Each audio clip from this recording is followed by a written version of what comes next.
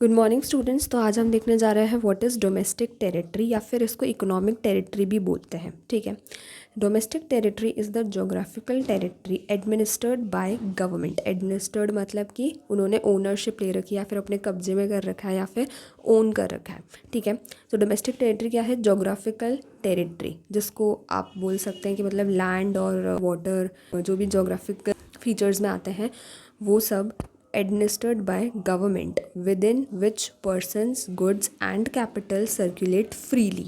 ठीक है, यहाँ पे मेन बात जो ध्यान रखने की है वो है सर्कुलेट फ्रीली, कि मतलब हम आज़ादी से घूम सकते हैं।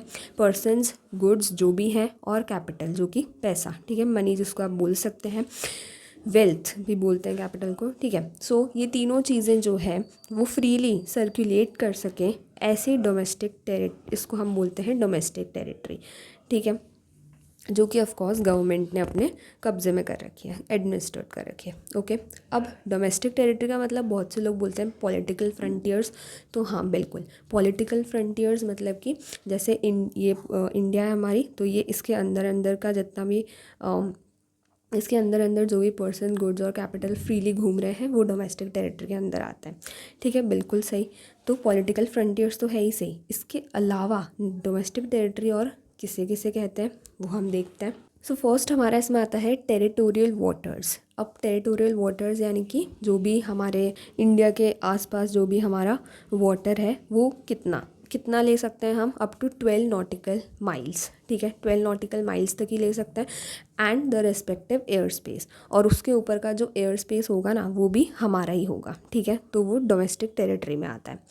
सेकंड है ships and aircrafts operated by residents. अब इस वाटर में या फिर ठीक है, अब इस वाटर में या फिर ऊपर आसमान में, ठीक है, जितना भी यानी कि हमारे 12 नॉटिकल माइल्स में जितने भी शिप्स और एयरक्राफ्ट्स घूम रहे होंगे रेजिडेंट्स द्वारा, वो क्या हो जाएंगे, हमारी डोमेस्टिक टेरिटरी के अंदर आएंगे। ठीक है, planes operated by Air India between Russia and Japan are part of domestic territory of India.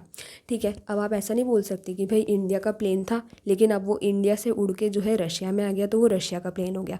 नहीं, वो अभी भी इंडिया का ही रहेगा।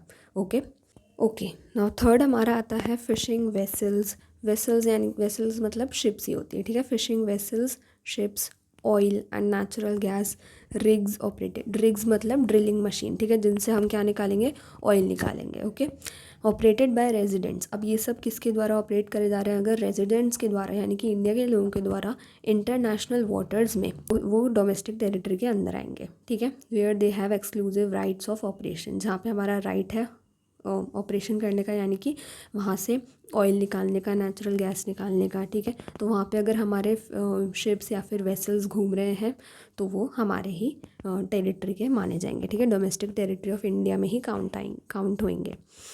For example fishing boats operated by Indian fisherman in international waters of Indian ocean, यानी कि phishing boats अगर घूम रही हैं, वहाँ से हम फ़िश कलेक्ट्स कर रहे हैं, इंडिया की बोट या फिर जहाज़ वगैरह घूम रहे हैं अगर इंडियन ओशन में, तो वो अगर इंडियन फिशरमैन के द्वारा ऑपरेट करे जा रहे हैं इंटरनेशनल वाटर्स में, तो वो किसके पार्ट माने जाएंगे, डोमेस्टिक टेरिटरी ऑफ इंडिया में कंसिडर होंगे। ठीक है, क्योंकि वो बोट और जितने भी जहाज़ वगैरह हैं वो है तो इंडिया के, है ना, और इनको ऑपरेट भी कौन कर रहा है, रेजिडेंट्स, तो इसीलिए वो किस में काउंट होंगे, डोमेस्टिक टेरिटरी ऑफ इंडिया में।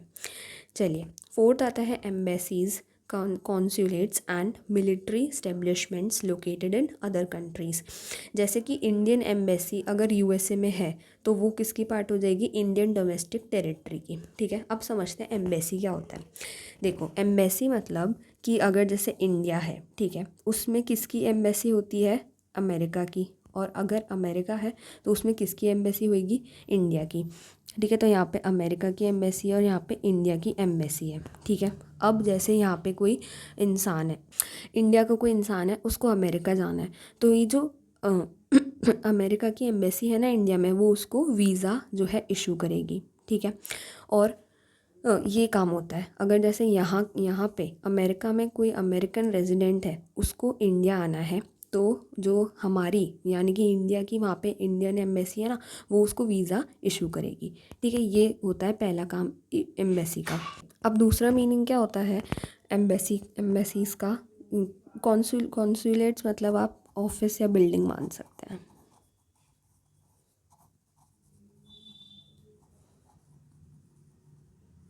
ठीक है।